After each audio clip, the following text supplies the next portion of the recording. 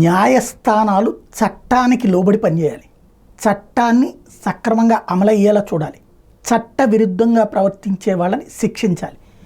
రాజ్యాంగానికి విరుద్ధంగా ఉంటే చట్టాన్నైనా తీసేయాలి, ప్రభుత్వానికైనా చెప్పాలి.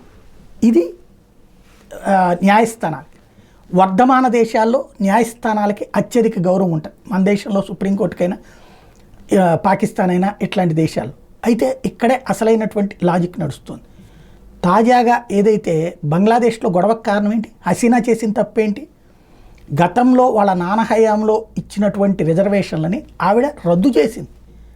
అయితే రద్దు చేసినటువంటి రిజర్వేషన్లని తిరిగి ఇవ్వాలని ఆదేశించింది హైకోర్టు. అక్కడ హైకోర్టు ఆదేశాల కారణంగా అమలు చేసేటటువంటి సందర్భంలో ఉద్యమం ఆరంభమైంది. ఇంకా ఉద్యమం అక్కడ అమలు చేయలే, ఛాలెంజ్ చేసేలోపు ఉద్యమం ఆరంభించేశారు.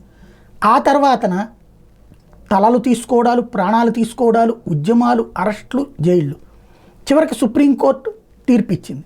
ఈలోపు దేశమే అల్లకల్లోలం అయిపోయింది.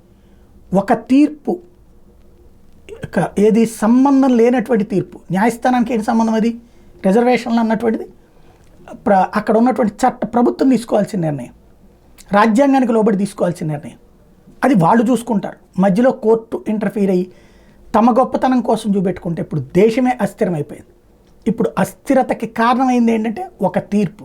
కాబట్టి న్యాయస్థానాలు రాజ్యాంగం లోపల లేదా రాజ్యాంగానికి సంబంధిత ద్వారా ప్రభుత్వాలకు ఇచ్చినటువంటి హక్కులు, అధికారాల లోపల జోక్యం చేసుకుంటే ఇలాంటి వాటిని వాళ్ళు ఏం కనిపెడతారు? ఇప్పుడు దేశమే, ప్రభుత్వమే మారిపోయిందే, దేశమే అస్థిరమైపోయిందే. ఇంత దౌర్భాగ్యానికి కారణం ఎవరు?